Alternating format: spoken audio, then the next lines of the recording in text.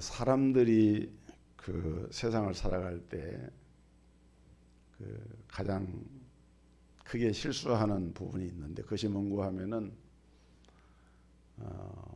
자기의 눈에 보이지 않는 것은 인정하지 않으려고 하는 그런 태도를 갖는 겁니다. 네가 봤냐? 봤으면은 그건 실제 하는 것이고, 반면에 자기 눈으로 보지 못한 것은 인정하지를 않으려고 하는 거죠. 믿으려고 하지 않는 거예요. 그러나 우리가 이번에 이 코로나 바이러스를 보면서 이 바이러스라고 하는 균은 0.4 마이크론 분의 1이라 그래요. 1 마이크론이 1000분의 1 밀인데 0.4 마이크론 분의 1이니까 뭐 눈에 보일 수가 없는 거죠. 그러나 이 코로나 바이러스가 사람의 인체에 후두를 통해서 기관에 들어가고 폐에 들어가서 기침이 나고 발열을 하고 이제 고열이 되고 이러면은 견뎌내지를 못하는 겁니다. 그래서 우리가 이런 걸 보면서 사실 사람들이 추구하는 모든 것들은 일반적으로 본다고 하면은 성공이나 출세나 돈이나 명예나 권력이나 이런 것들은 거의 다 외적으로 눈에 보이는 것들입니다. 그런 것들을 사람들은 추구를 하면서 그건 실제 한다고 믿는 거예요. 그러나 믿음이라든지 천국이라든지 영생이라든지 구원이라든지 이런 것들은 보이는 세계가 아니거든요. 영적인 세계는 눈에 보이지가 않는 거예요. 그러니까 그것은 실제 하는 것이라고 받아들이지를 못하는 것이죠. 우리가 이런 코로나 바이러스 같은 위기 상황에 처할 때일수록 우리 믿음을 견고히 하고 본질에 충실해야 되는 이유는 그렇기 때문에 우리가 추구하는 그 가치, 내가 내 삶 속에서 어떤 상황에서라도 내가 버려서는 안 되고 버릴 수가 없는 이것만은 내가 꼭 붙잡아야 한다라고 하는 자기의 가치관, 인생관 이런 것이 우리에게 분명히 있어야 한다는 것입니다.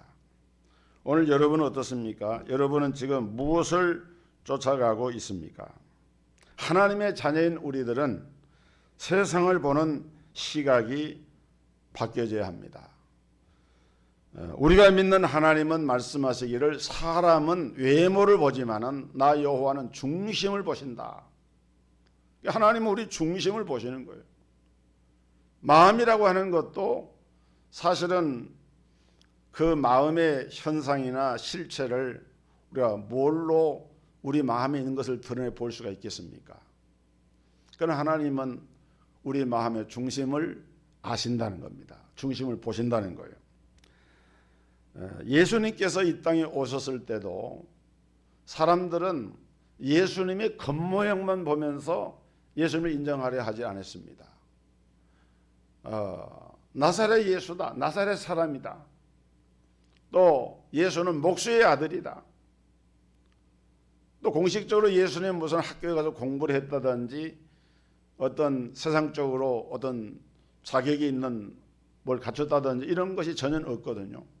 그러니까 너무너무 예수님의 그 모습은 그 당시 시의 사람들이 그분을 추종하고 그분이 하는 말씀을 받아들이기에는 자기들이 가지고 있는 기존의 가치관과 이런 것들은 전부 다 눈에 보이는 것을 중심으로 있는 거기 때문에 예수님을 받아들이기가 어려웠던 것입니다. 그래서 서기관들, 바리새인들, 사두개인들 또는 제사장들, 유대 종교 지도자들 또 그 당시 헤롯 왕당파의 그 집권자들 이런 사람들은 하나같이 다 예수님을 받아들이지 않고 인정하지 않았습니다. 오죽하면은 이사야 선지자는 이사야 53장에서 예수님에 대해서 이렇게 표현을 했습니다. 그는 주 앞에서 자라나기를 연한 순 같고 마른 땅에서 나온 줄기 같아서 고운 모양도 없고 풍채도 없은즉 우리의 보기에 흠모할 만한 아름다운 것이 없도다. 그는 멸시를 받아 사람들에게 실어 버림받았으며 간고를 많이 겪었으며 질고를 아는 자라. 마치 사람들이 그에게서 얼굴을 가리는 것 같이 멸시를 당하였고 우리도 그를 귀히 여기지 아니하였도다. 그것이 이사야가 예언한 예수님의 모습이었고 또 예수님 이 땅에 오셨을 때 예수님을 바라보는 그 시대 사람들의 모습이었고 어쩌면 오늘 우리가 살고 있는 이 시대에도 예수님을 바라보는 대다수의 사람들이 보는 시각은 바로 그런 것이다. 여러분, 그러나 예수님은 누구십니까? 우리가 예수님이 누구인가를 바로 아는 것은 대단히 중요합니다. 이것은 우리 신앙의 기초가 되는 부분이고 또 우리의 신앙의 전부라고도 말할 수가 있어요. 우리가 그분을 바로 알지 못하면은 우리의 신앙은 결코 바른 신앙이 될 수가 없고 하나님 앞에 인정받는 신앙이 될 수가 없습니다. 우리가 교회에 봉사하고 또 전도도 하고 또 헌금도 하고 이렇게 열심히 죄를 한다고 할지라도 정작 우리가 믿고 고백하는 예수님에 대한 올바른 신앙 고백을 하지를 못하고 있다라고 한다고 하면은 그가 드린 헌금, 그가 드린 헌신, 그가 주를 위해서 쓰는 그 모든 봉사가 사실은 아무런 의미를 갖지를 못하게 됩니다. 그분이 누군가를 올바로 알아야 그분이 주시는 복을 누립니다. 그분이 누군지를 알아야 그분의 사랑이 얼마나 위대한가를 알게 됩니다. 그분이 누군지를 알아야 우리의 생명과 예배가 하나님 앞에 영광이 되는 것입니다. 혹시 여러분 가운데 신앙생활이 힘들고 행복하지 못한 분이 있습니까? 이유가 뭘까요? 가장 큰 이유는 내가 믿는 예수님을 성경에 계시하시는 예수님으로 바로 알지 못할 때 우리 신앙에 갈등이 생겨나고 혼란이 오고 불확실성과 의심과 염려가 우리의 마음속에 일어나게 되는 거예요. 정말 예수님이 어떤 분인가를 바로 안다고 하면은 이스라엘이여 너는 행복자로다. 여호와의 구원을 너가 찾은 백성이 어디에 있느냐? 정말 우리는 예수 안에서 기뻐하고 행복할 수가 있는 것입니다. 오늘 봉독한 본문 요한복음 1장은 바로 그 예수님이 누구신지 그분이 어떤 모습으로 우리에게 오셨는지를 잘 증거하고 있습니다. 첫째로 우리 예수님은 말씀으로 찾아오신 하나님이십니다. 오늘 봉독한 본문 1절과 2절에 보면은 태초에 말씀이 계시니라 1절에 말하고 2절에는 이 말씀이 하나님과 함께 계셨으니 이 말씀은 곧 하나님이시니라 이렇게 말씀을 했어요.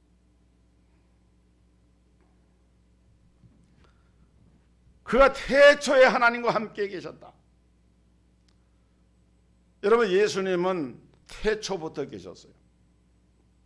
영어 성경에 보면은 창세기 1장 1절에 태초에 하나님이 천지를 창조하시니라. In the beginning God created the earth and the heaven. 태초에 하나님이 천지를 창조하셨다라고 할 때 그 태초라고 하는 말을 in the beginning이라고 그랬어요. 그리고 이 요한복음 1장에서 태초부터 함께 계셨다. 그 태초를 쓰는 말도 영어 번역에 보면 똑같이 in the beginning으로 나옵니다. 그러나 우리가 알아야 될 것은 우리말이나 영어나 in the beginning이지만은 여기서 말하는 태초는 창세기 1장에서 말하는 태초와 다른 거예요. 창세기 1장 1절에 말하는 태초는 문자 그대로 천지가 창조되어지는 태초를 말합니다. 천지가 창조되어지는 그 첫 시간, 그것이 시작되어지는 그 지점을 태초라고 말한 거예요. 그러나 요한복음 1장에 말하는 태초는 영원한 태초입니다. 천지 창조의 어떤 시점이 아니고 천지 창조 그 이전부터 영원 전부터 실제하고 계시고 홀로 계시는 그 하나님이신 예수님의 존재를 태초부터 계신 분이다. 이렇게 말씀을 하고 있는 거예요. 그래서 우리가 이 1절과 2절을 직역을 하면은 이런 뜻이 됩니다. 영원부터 예수님이 계셨다. 예수님이 함께 계셨기에 예수님은 곧 하나님이시다.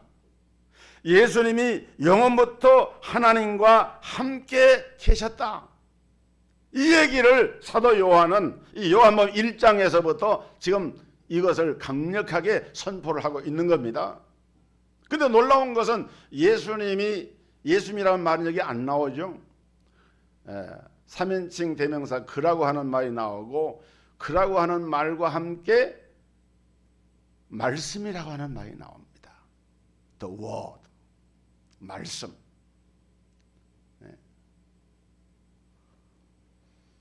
태초에 말씀이 계시니라. 그럼 왜 사도 요한은 태초에 예수님이 계시니라 이렇게 말을 하지 않고 태초에 말씀이 계시니라 이렇게 성경을 기록하고 있을까요? 그것은 사도 요한이 이 요한복음을 기록하던 주 1세기경은 헬라 문화가 꽃을 피우고 있던 시대입니다. 실제 통치는 로마 통치하에 있지만은 그 문화권은 주전 4세기경부터 그 당시 이 지중해권의 문화를 주도하고 있던 헬라 문화가 계속해서 로마 문화로 연결되어 오기 때문에 그걸 헬라 문화라 그래요. 근데 헬라 문화에서는 헬라인들은 어떤 신관을 가졌느냐라고 하면은 온 세계를 초월하는 전능하신 신이 계시는데 그 신이 이 세계를 다스릴 때에 그 신의 아들을 통해서 이 세계를 다스리는데 그 세계를 다스리는 그 신을 가리켜서 로고스라고 하는 말로 표현했습니다. 로고스. 이 로고스는 신의 대리자를 말하는데 이 로고스는 인격체로서 전능자요 살아있는 그런 존재입니다.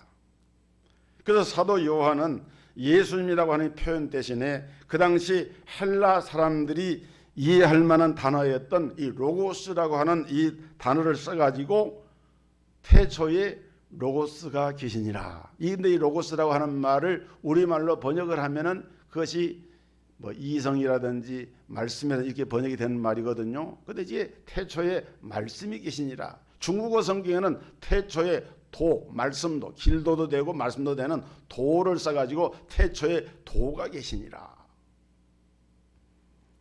여러분 예수님께서 이 땅에 오셨는데 원래 그 예수님의 그 신분을 설명하는 것이 로고스라는 거예요. 로고스. 서양 선교사들이 우리나라에 들어와서 처음에 선교할 때에 하나님을 이렇게 소개를 해, 하나님을 믿으라고 하는 말을 소개를 하는데 하나님을 영어로 가시라고 그러잖아요. 근데 우리가 뭐 영어를 압니까? 가시라고 하면 뭔 말인지 모르잖아요. 그 갓을 우리말로 번역을 할 때 자, 한국 사람들은 옛날부터 초월적인 존재인 이 신을 뭘로 불렀는가? 근데 우리가 신이라고 하는 말이 있어요. 근데 신이라고 하는 말은 한글 말이 아닙니다. 중국어입니다. 우리가 옥편을 보면은 그 신자를 신을 뜻하는 그 신자는 귀신 신자라고 이렇게 얘기를 해요. 그래서 하나님을 귀신 신자를 붙여서 신이라고 이렇게 하기에는 합당치 않다. 그래서 가만히 보니까 한국 사람들은 하늘에 있는 초월적인 존재를 믿는 그런 신앙과 이런 그 신관을 우리 전통적인 것에 가지고 있는데 하늘에 있는 가장 높은 분 그걸 뜻할 때 하늘님이라 그랬어요. 하늘님. 하늘에 계시는 그 최고의 존재자 하늘님이라 그랬습니다. 그래서 그 하늘님이라고 하는 말에다가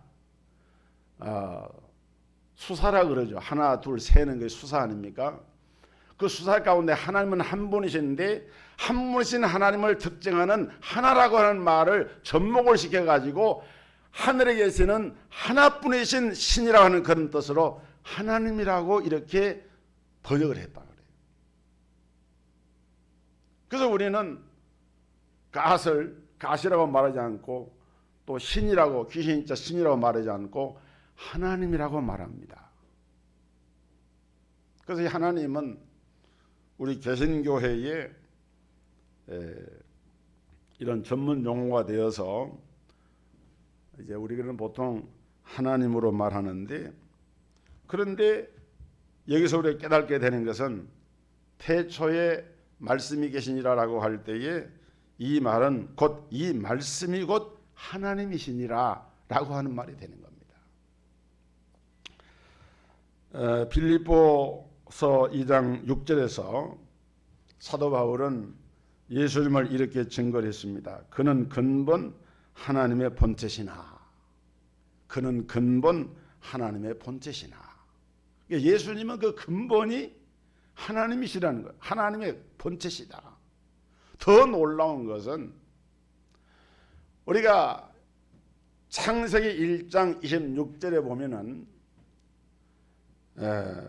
우리가 우리 모양대로 사람을 만들자 이런 말씀이 나오거든요. 우리가 우리의 형상대로 사람을 만들자. 그러면은 하나님은 한 분이신데 한 분이신 하나님이 내가 나의 형상대로 사람을 만들겠다 이렇게 말을 해야 어법에 맞는 말이거든요. 근데 하나님은 한 분이신 하나님이 우리라고 하는 복수를 써가지고 우리가 우리 모양대로 사람을 만들자라고 이렇게 얘기를 하고 있는 거예요. 여러분, 우리가 지금 코로나 사태를 야기한 신천지 이단이 지금 적나라하게 이렇게 지금 드러나고 있습니다만은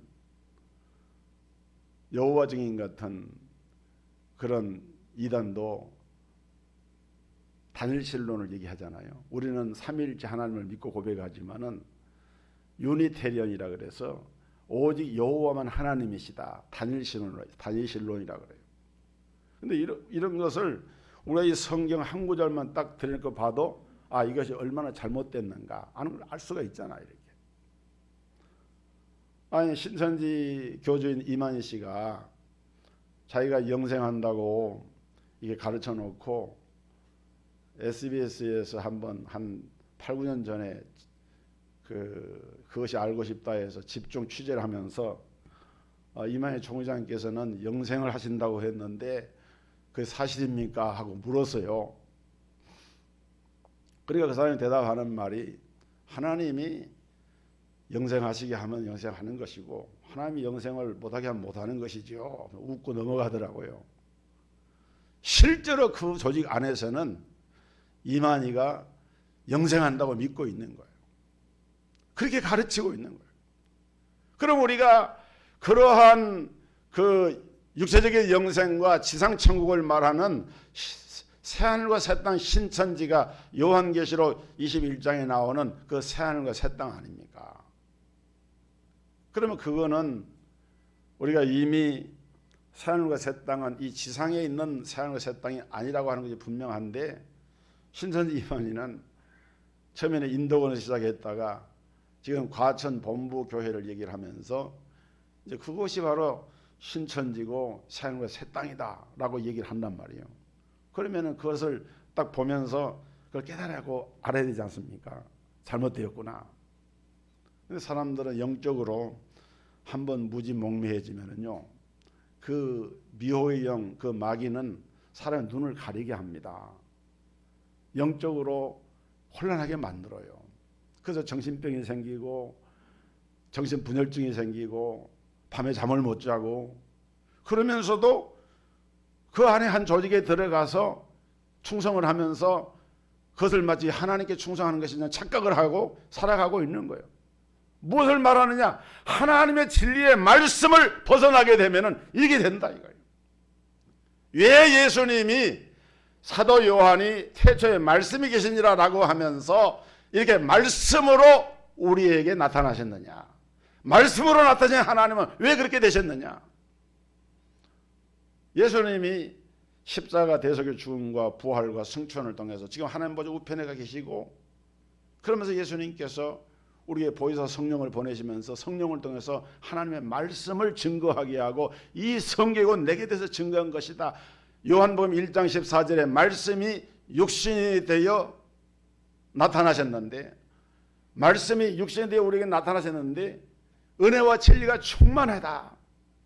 그래서 예수님은 원래 로고스 말씀이시지만은, 로고스 하나님이시지만은, 그러나 그분은 이 땅에 오실 때 말씀으로 나타나셨고, 지금도 우리에게 수천 년 세월이 지나고 교회 시대가 2000년을 넘어가고 있는 이 시대에도 예수님께서는 우리에게 무엇으로 말씀을 합니까? 말씀을 통해서 예수님의 하나님 되심을 증거하고 계시는 거예요. 그래서 우리가 하나님 말씀을 묵상하고 하나님 말씀을 깊이 연구하고 또 말씀을 듣고 읽고 지켜서 순종하는 것이 왜 중요하냐? 바로 우리 신앙의 본질이 로고스이신 예수님이신 하나님이신 말씀과 함께하는 신앙이 되어야만, 말씀에서 거기에서 벗어나는 것은 올바른 신앙이 될 수 없기 때문에, 그래서 예수님은 말씀을 이 땅에 오신 거예요.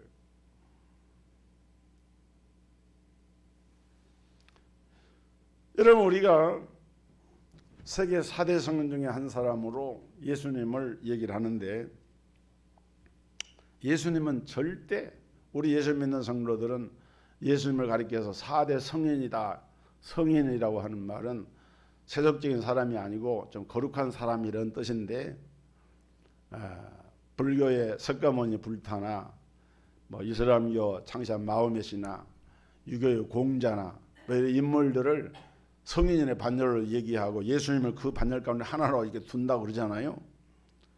우리는 절대 그런 말에 현혹이 돼서는 안 됩니다. 예수님은 성인이 아닙니다. 예수님은 태초부터 계신 말씀이에요. 로고스예요. 하나님이신 분이에요. 그분이 말씀이신 그 예수님이 육신의 몸을 입고 이 땅에 오신 거예요. 다른 성인들은 세대 4대 성인, 뭐 10대 성인이 되건 성인들은 다 이 땅에 와서 죽음으로 끝이 났지만은, 예수님은 죽은 지 사흘 만에 부활하셨고 승천하셔서 지금은 하나님 보좌 우편에 계십니다. 모든 세계 성인들은 피조물이지만은 우리 예수님은 창조주십니다. 그리고 우리 모든 세계 4대 성인들은 심판의 대상이 되지만은 예수님은 심판주가 되십니다. 역사의 종말이 되면은 아무리 세계 4대 성인으로 추앙을 받는 인물들이라 할지라도 하나님의 심판대 앞에다 서게 되지만은, 그때 그날에는 성경에 의하면은 예수님이 심판장이 되셔서 심판하실 때 세상을 미혹했던 모든 사람들은 다 그 앞에서 심판을 받게 되어 있는 거예요.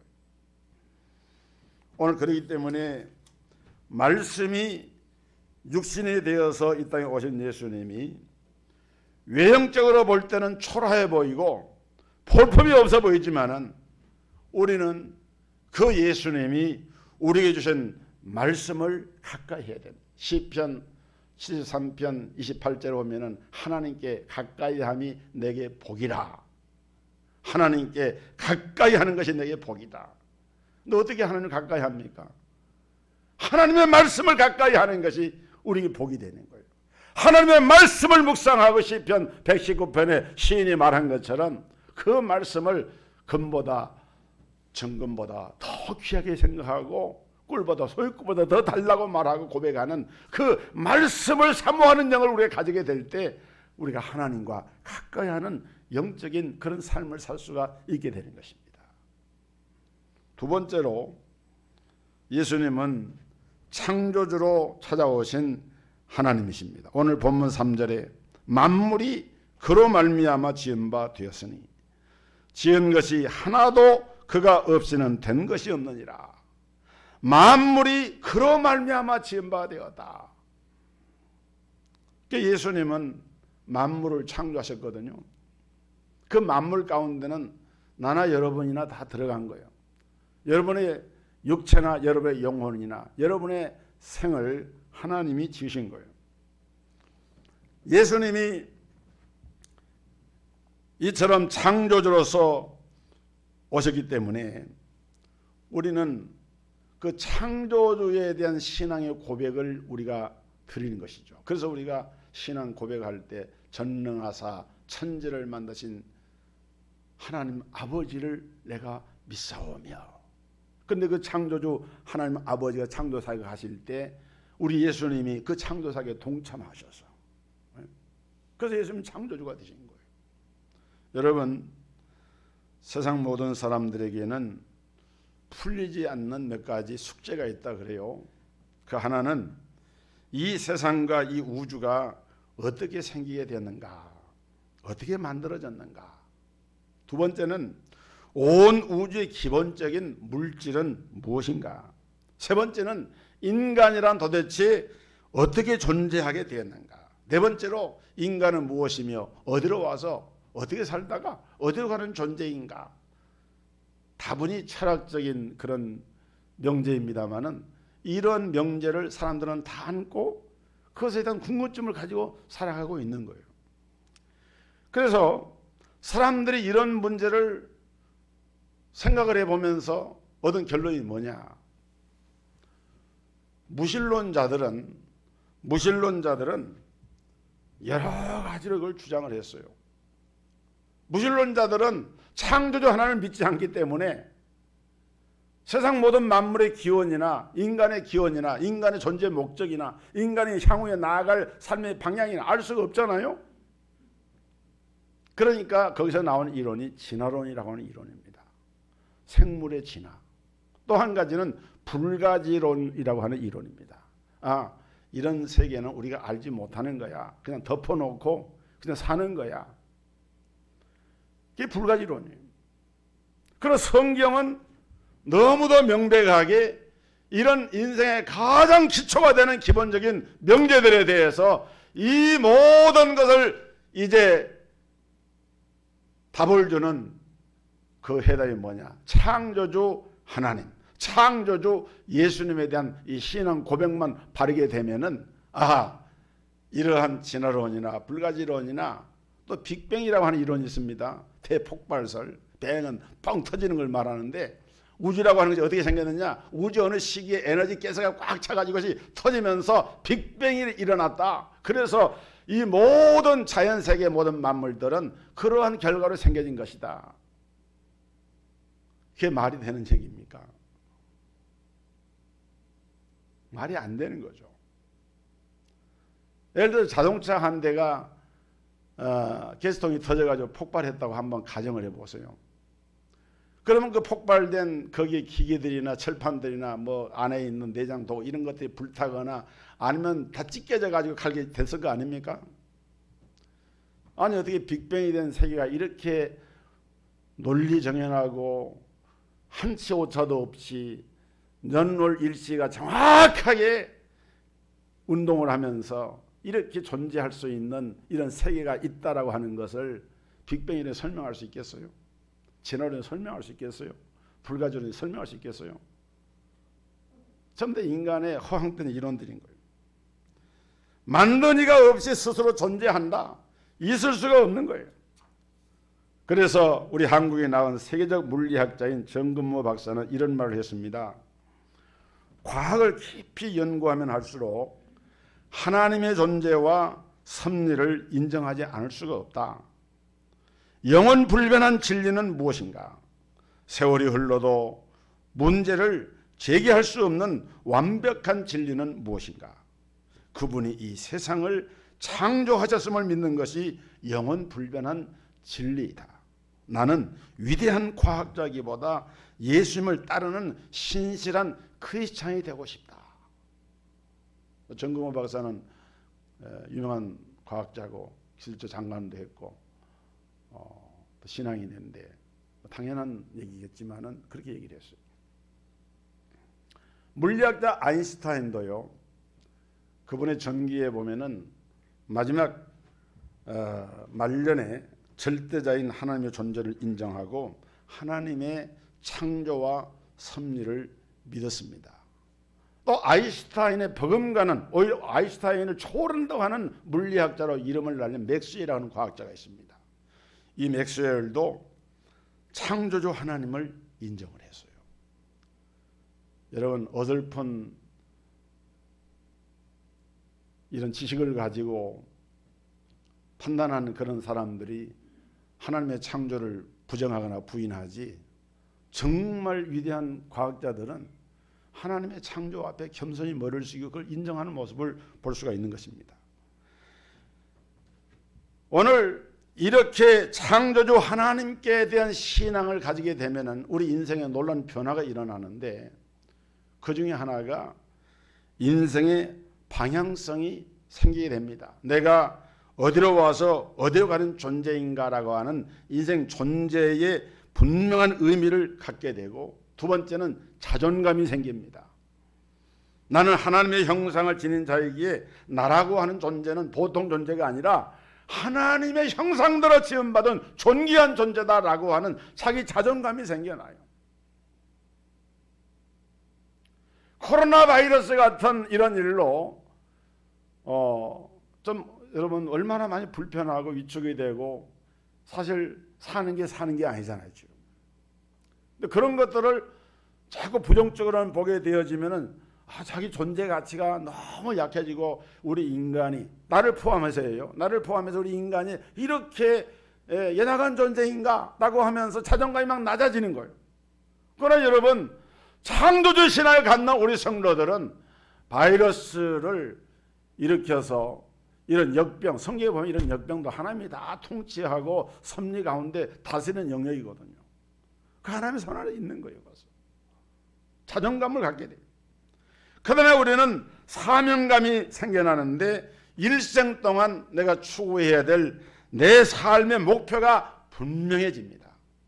그래서 나는 이 일을 위해서 내 생애를 걸겠다, 나는 이것을 위해서 내 삶을 열정을 쏟아 붓겠다, 몸된 교회를 위해서 나는 죽음을 각오하고 주님을 섬기겠다, 이러한 마음들이 일어나는 것은 이 바로 창조주 하나님을 믿는 신앙에 근거한 자존감과 방향의식과 사명감을 가지게 될 때에 이것이 일어나게 되고, 자연히 이런 것이 있게 되면은 우리가 다른 사람들로부터 인정을 받고 존중을 받고 존경을 받는 삶으로 나아갈 수가 있게 됩니다. 그러나 이런 창조주 하나님을 부정하게 되면은 앞에 말한 이런 모든 일의 결과와 전혀 다른, 그야말로 자기 삶의 존재 자체가 무의미해지고 왜 살아야 하는지 방향성을 잃게 되고, 자기 자존감이 떨어지게 되고 목적의식을 잃어버리게 되는 거예요. 마지막으로 오늘 성경에 나타난 우리 예수님은 생명과 빛으로 찾아오신 하나님이십니다. 오늘 본문 4절을 보면은 그 안에 생명이 있었으니 이 생명은 사람들의 빛이라. 그 안에 생명이 있었다. 이게 중요한 거예요. 생명과 빛으로 오셨다. 근데 성경에 보면은 이 생명이란 말이 쓰여진 단어가 두 가지가 있는데, 하나는 비오스라고 하는 말이고 다른 하나는 조에라고 하는 말입니다. 비오스는 우리가 흔히 생물학적인 생명을 말하는 바이올로지 말하는 이런 생명을 말하는 거예요. 비오스. 그러니까 우리가 가지고 있는 육체적인 생명이나 모든 일반 이런 생명체들은 다 이 비오스의 생명체입니다. 그러나 예수님이 빛과 생명으로 이 땅에 오셨다라고 할 때 그 생명은 비오스의 생명이 아니고 쪼예의 생명인데, 이 쪼예의 생명은 어떤 생명이냐? 영원한 생명을 말하는 거예요. 영원한 생명, 영생. 이런 말은 세상에서 사람들이 쓰기는 합니다. 그러나 그들은 믿지를 못하고 확신을 갖지를 못해요. 중국의 진시황도 영생 불사를 꿈꾸면서 영생을 말했지만은 영생이라고 하는 것은 그들에게 없는 거예요. 그러나 성경에 나타난 예수님의 교훈을 보면은 내가 너에게 영생을 주노라, 내가 쪼의 생명을 주노라 라고 하면서 이 말씀을 우리에게 선포를 하고 있는 거예요. 요한일서 1장 2절에 보면은 태초부터 있는 생명의 말씀에 관하여는 우리가 들은 바요, 눈으로 본 바요, 자세히 보고 우리의 손으로 만진 바라. 이 생명이 나타내신 바 된지라. 이 영원한 생명을 우리가 보았고 증거하여 너희에게 전하노니 이는 아버지와 함께 계시다가 우리에게 나타내신 바 된 이시니라.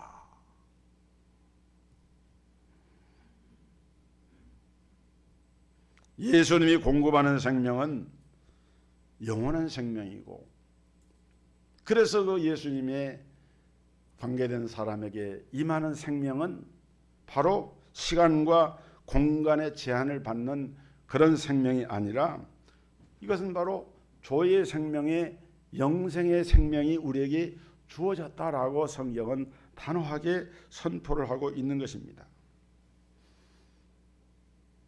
그러면서 이 생명은 또한 사람들의 빛이라 그랬습니다.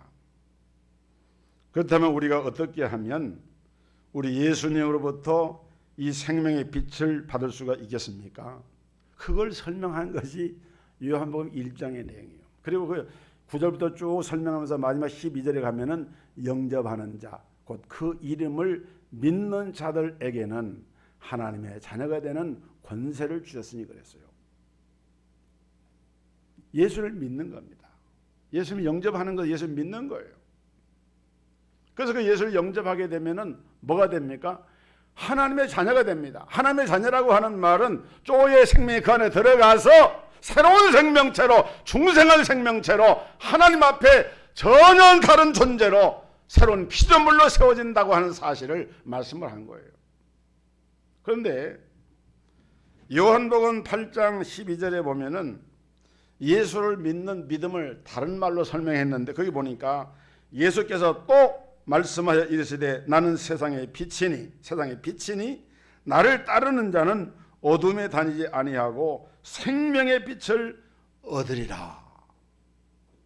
예수님이 빛으로 오셨는데 사람들이 그를 알지도 못하고 그 빛을 따르지도 않는 거예요.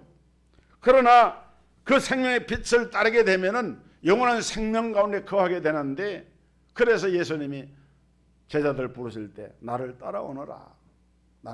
마태복음 4장 19절 나를 따라오너라. 예수를 믿는 것은 다른 말로 말하면 예수님 따라가는 거예요. 믿음이라고 하는 것은 구체적이고 우리 삶 속에서 우리 몸이 액션을 통해서 실제화되고 구체화되고 삶의 그 현장에서 나타나는데, 그것이 바로 주님을 따르는 것으로 나타나는 것이 예수를 믿는 것이고 예수를 영접하는 것이다.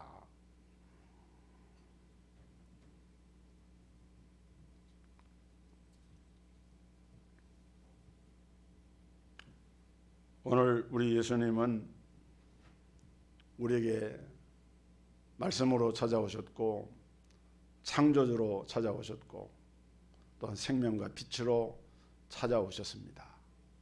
이 어려운 때에 예수님을 깊이 묵상하고 이 확신 위에 서는 여러분 되시기를 주의 이름으로 축복합니다.